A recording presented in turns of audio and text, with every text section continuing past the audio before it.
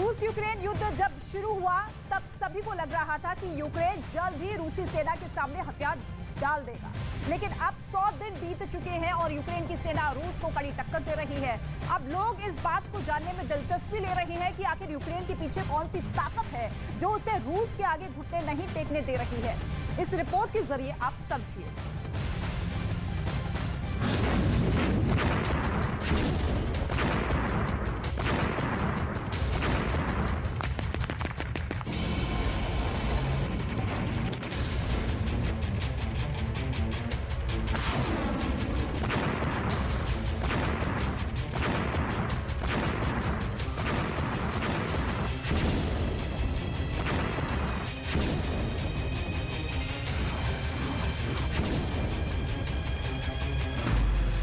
रूस के यूक्रेन पर ताबड़तोड़ हमले। रूस की भारी बमबारी से दहला यूक्रेन। रिहायशी इलाकों पर मिसाइल हमले।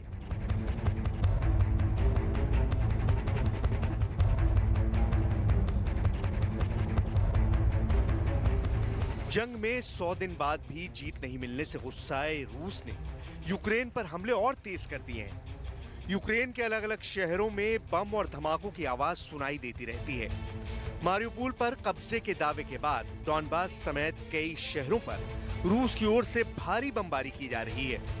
यूक्रेन के कई इलाकों में मिसाइलें आग बरसा रही हैं, जिसमें लोगों के आशियाने तबाह हो रहे हैं। यूक्रेन में हर तरफ सिर्फ तबाही नजर आ रही है।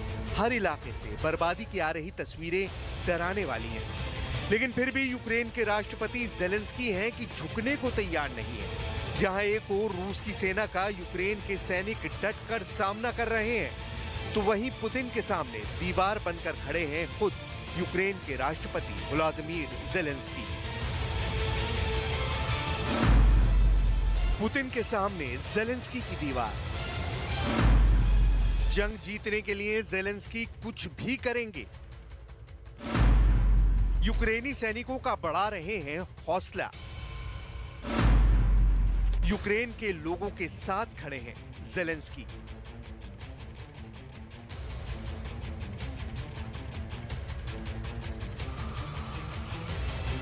रूस के साथ जंग के 100 दिन बीत चुके हैं, लेकिन ज़ेलेंस्की फौलादी दीवार की तरह पुतिन और जीत के बीच खड़े हैं।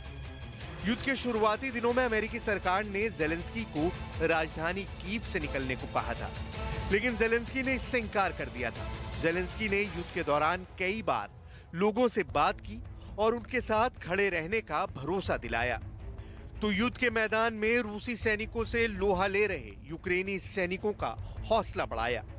एक बार नहीं बल्कि बार बार ज़ेलेंस्की ने वीडियो जारी कर सैनिकों के साथ डटे रहने का संदेश दिया। कई बार तो वो सैनिकों से मिलने अस्पताल तक पहुंच गए। यूक्रेनी सैनिकों ने भी ज़ेलेंस्की को निराश नहीं किया और युद्ध के मैदान में रूसी फौज को नाको चने चव्वा ही दिए। ज़ेलेंस्की की दुनिया के देशों से अपील, दुनिया के देशों से मदद की अपील, रूस पर और प्रतिबंध लगाने की मांग। रूस के साथ जंग में ज़ेलेंस्की अकेले ही नहीं लड़ रहे हैं, बल्कि अमेरिका समेत कई देश यूक्रेन का साथ दे रहे हैं। ज़ेलेंस्की की मदद की अपील रंग भी ला रही है और कई देशों ने जहां रूस पर प्रतिबंध लगाए, तो वहीं कई देशों ने हथियारों के साथ ही आर्थिक मदद भी यूक्रेन को दी। ज़ेलेंस्की ने अमेरिका के मेयरों से भी रूस पर दबाव बनाने की अपील की और रूस को अंतर्राष्ट्रीय मंच पर अलग थलग करने की अपील की।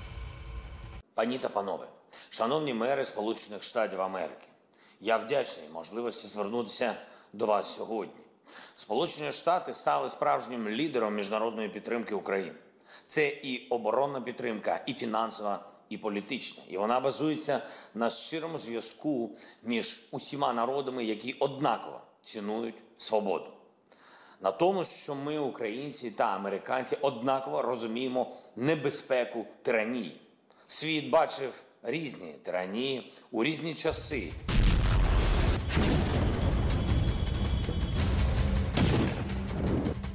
इतना ही नहीं, ज़ेलेंस्की ने एक बार फिर पुतिन की हार और यूक्रेन की जीत का दावा किया। на 100-й день повномасштабної війни Росії проти України. У вашому порядку денному багато питань, які стосуються внутрішнього життя вашої держави, ваших міст і громад. Але пам'ятайте, повномасштабна війна у Європі та дестабілізація світових. जेलेंस्की की दुनिया के देशों से अपील, युद्ध लड़ने के लिए हथियार मांगे। यूक्रेन को लगातार मिल रहे हैं हथियार।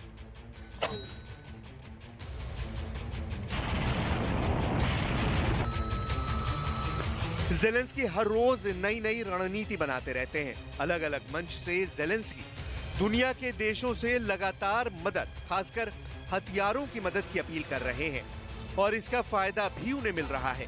दुनिया के देशों से लगातार यूक्रेन हथियारों की खेप पहुंच रही है। America, France, Britain, Australia, Sweden, Poland, Hungary, Austria से लगातार हथियार मुहैया कराए जा रहे हैं।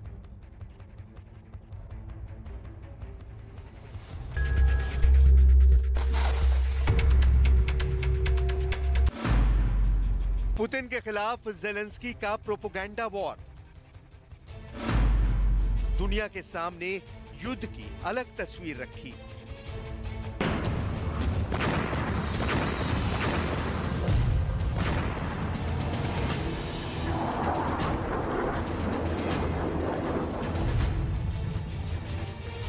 इसके अलावा जेलेंस्की रूस और उनके राष्ट्रपति के खिलाफ प्रोपेगेंडा वॉर कर रहे हैं और दुनिया भर तक ये संदेश देने में कामयाब रहे हैं कि यूक्रेन लगातार इस युद्ध में बढ़त बनाए हुए है, जबकि महाबली रूस उनके सामने टिक नहीं पा रहा है। प्रोपेगेंडा वॉर के इस मोर्चे पर वो पुतिन से आगे निकलते हुए नजर आ रहे हैं।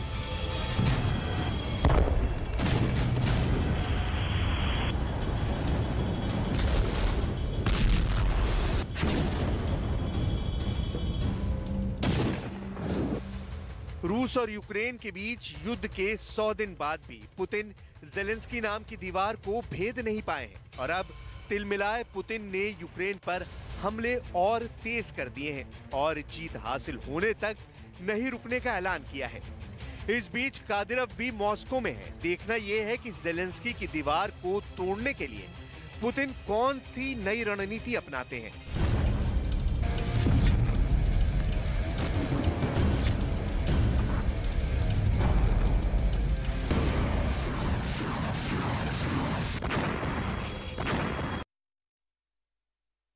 तो 100 दिन बीत चुके हैं लेकिन अभी तक जीत हासिल नहीं कर पाए हैं पुतिन। इस वक्त मेरे सहयोगी जावेद मंसूरी राजधानी कीव से सीधे लाइव मौजूद है, उनका रुख कर लेते हैं। जावेद, राजधानी कीव जहां पर शुरुआती दिनों पर लगातार हमले कर रहा था रूस, उसकी सेना, लेकिन वहां पर जीत हासिल नहीं कर पाया और उसके बाद अलग अलग शहरों पर पूरी तरीके से फोकस कर दिया गया। लेकिन आज जो धमाके हुए हैं राजधानी कीव में एक के बाद एक, क्या मैसेज देना चाहते हैं पुतिन इसके जरिए?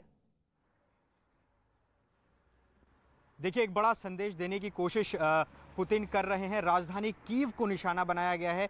ये अपने आप में इस जंग के लिहाज से बहुत बड़ी बात है। इस वक्त में जहां मिसाइल गिरी हैं वहां से कुछ ही मीटर की दूरी पर हम मौजूद हैं। सिक्योरिटी कारण से हमें आगे जाने नहीं दिया जा रहा है। अगर मैं आपको तस्वीर दिखाऊं तो यहाँ पर मिलिट्री और पुलिस की मूवमेंट आपको साफ तौर पर नज़र आएगी।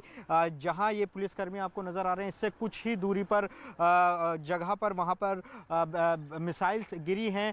भारतीय समय के अनुसार करीब 9 बजे यहाँ पर 4 से 5 मिसाइल्स एक के बाद एक कीव के आसमान में गरजी और फिर यहाँ गिराई गई हैं और लगातार जो मिलिट्री है वो मूवमेंट कर रही है इसी इलाके में। और इस पूरे इलाके में जो यहाँ के सिर्फ रिहायशी हैं उनके आई कार्ड्स चेक करके उनको अंदर जाने दिया जा रहा है। इसके अलावा प्रेस यहाँ पर इतनी घटनास्थल से काफ़ी दूरी पर मौजूद है। उसके अलावा किसी और वाहनों को यहाँ पर जाने की अनुमति नहीं है। मैं अगर आपको तस्वीरों में दिखाना चाहूँ, मेरे वीडियो जर्नलिस्ट दिनेश नागर मेरे साथ हैं। लगातार हम यहाँ से विजुअल्स दिखा रहे हैं ग्राउंड रिपोर्ट से। तस्वीर आप देखिए कि यहाँ पुलिस सड़क के बीचों बीच अपनी गाड़ी खड़ी करके चेक कर रही है वाहनों को कि कोई बाहर का वाहन अंदर ना जा सके, जहां पर अटैक किया गया है रशिया की तरफ से। और उससे आगे अगर आप देखेंगे तो और आपको नज़र आएंगे, जो यूक्रेनी सेना है वो आपको वहाँ पर नज़र आएगी तस्वीरों में। तो ये स्थिति ग्राउंड रिपोर्ट में सामने आ रही है। नुकसान कितना हुआ है ये डिटेल्स अभी आना बाकी एक बार है। फिर से दहलाने की कोशिश की गई राजधानी कीव को, 4 से 5 मिसाइल दागी गई यहाँ पर रूस की सेना की तरफ से, और ऐसे में कोशिश लगातार यही है कि एक बार फिर से प्रेशर यहाँ पर बनाया जाए ज़ेलेंस्की पर। लेकिन आपको ये भी बता दें कि यूक्रेन युद्ध का टर्निंग पॉइंट करीब आ चुका है। डोनबास का बिग बॉस बनने के लिए पुतिन ने अब फाइनल अटैक के ऑर्डर पर साइन कर दिया है। लेकिन पुतिन की सेना में खौफ भरने के लिए 14 नाटो देश रूस से सटे बाल्टिक सागर में युद्ध अभ्यास के लिए जमा हो चुके हैं। 75 लड़ाकू विमान और 45 युद्धपोत के साथ नाटो के युद्ध अभ्यास में ऐसे हथियार दिखने वाले हैं जो वॉर जोन में कहानी बदल सकते हैं। यूक्रेन युद्ध के बीच रूस के काफी करीब शुरू होने वाले नाटो के युद्ध अभ्यास को क्यों यूक्रेन युद्ध का टर्निंग पॉइंट कहा जा रहा है, इस स्पेशल रिपोर्ट में आप देखिए।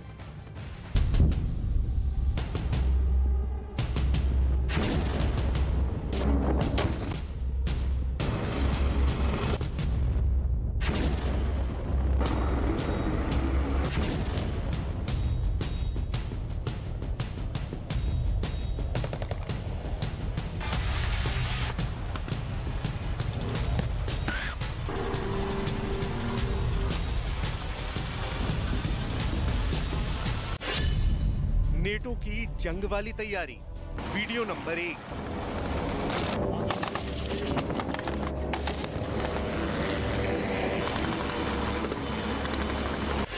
Video number 2।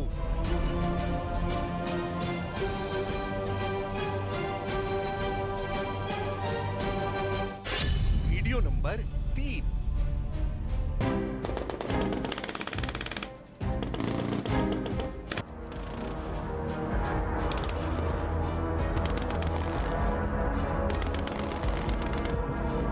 Video number 4।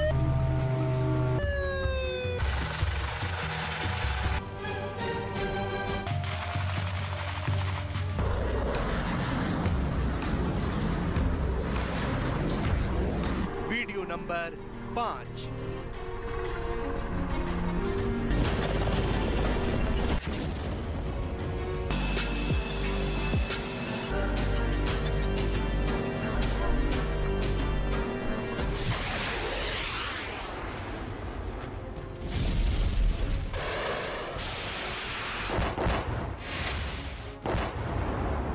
रूस और यूक्रेन के करीब नेटो ठीक ऐसे ही बहुत बड़ी जंग की तैयारी में लगा है।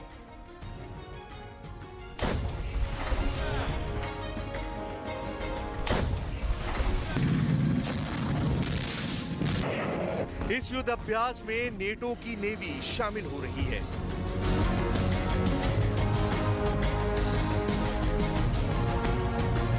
नेटो का एयरफोर्स अपने युद्ध कौशल को नई धार देने की तैयारी में है।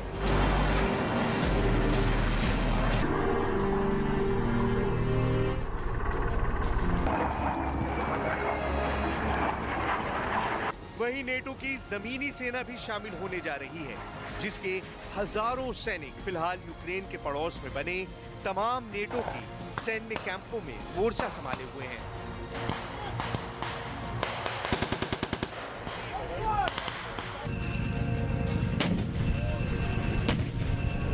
स्वीडन और फिनलैंड की अगुवाई में नेटो के 14 देश मिलकर इस युद्ध अभ्यास को बाल्टिक सागर में करने जा रहे हैं, जिसका नाम है बाल्टॉप्स।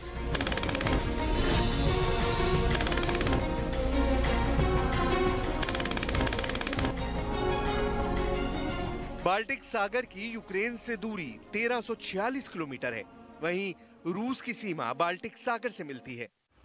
रूस से सटे सागर में नेटो के इस युद्ध अभ्यास को करने का सीधा मतलब रूस को कड़ा संदेश देना माना जा रहा है, क्योंकि 100 दिनों की जंग के बाद रूस की सेना की तरफ से अब डॉनबास को जीतने के लिए फाइनल अटैक शुरू हो गया है।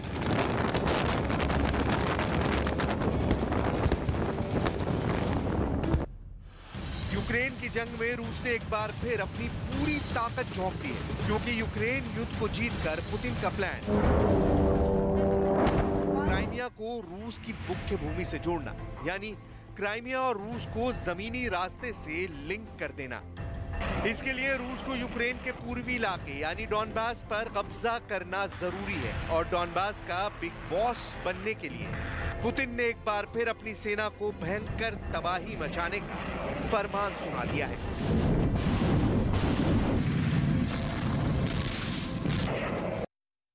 जावेद, ये जग जाहिर है कि नाटो देश जो है पूरी तरीके से यूक्रेन को मदद पहुंचा रहे हैं, चाहे वो सैन्य तौर पर हो, हथियारों के तौर पर हो। लेकिन अब ये जो 14 नाटो देशों की तरफ से युद्ध अभ्यास की तैयारी हो रही है, क्या वाकई आपको लगता है कि इस महायुद्ध में ये टर्निंग पॉइंट हो सकता है? देखिए, 100 दिन से ज़्यादा इस जंग को हो गए हैं और ये बात किसी से छिपी नहीं है कि नाटो देश कूटनीतिक तौर पर, सैन्य तौर पर या फिर हथियारों के तौर पर पूरी तरह से यूक्रेन की मदद कर रहे हैं। तो ऐसे में रशिया के सामने बड़ा चैलेंज है और वो दिख भी रहा है ज़मीन पर। 100 दिन से ज़्यादा यूक्रेन ने इस जंग को खींचा है। कई ऐसी जगह भी हैं जहाँ यूक्रेन ने रूस को पीछे धकेला है। कीव उसमें से एक ऐसी जगह थी और आज कीव पर भी अटैक हुआ है एक अरसे बाद, क्योंकि कीव में कई दिनों से शांति चल रही थी। लेकिन कीव के इलाकों में जहां मौजूद हैं ग्राउंड रिपोर्ट पर, वहां से कुछ ही दूरी पर मैं आपको तस्वीरों में अगर दिखाना चाहूं तो यहां की मूवमेंट, यहां हमला किया गया है। आज सुबह 4 से 5 मिसाइल अटैक यहां पर किए गए हैं। तो रूस एक तरह से कहें तो एग्रेसिव मोड में नजर आ रहा है और यूक्रेन को संदेश देना चाहता है कि राजधानी कीव भी दूर नहीं है रूस की जद से। तो ये जो जंग है अभी लगातार खिंचती चली जा रही है। और अभी देखिए, आप जरा विजुअल्स में देखिए कि जहां पुलिसकर्मी आपको नजर आएंगे, जहां मिसाइल गिरी है उससे पहले पुलिस बाकायदा हर गाड़ी को चेक कर रहे हैं। जिस गाड़ी को इजाजत होगी उसे ही जाने दिया जाएगा। इसके अलावा सभी गाड़ियों एक बार फिर से राजधानी कीव में किए गए हैं, इससे साफ जाहिर है कि रूस की सेना एक बार फिर से राजधानी कीव पर कब्जा करने की मंशा के तहत आगे बढ़ रही है।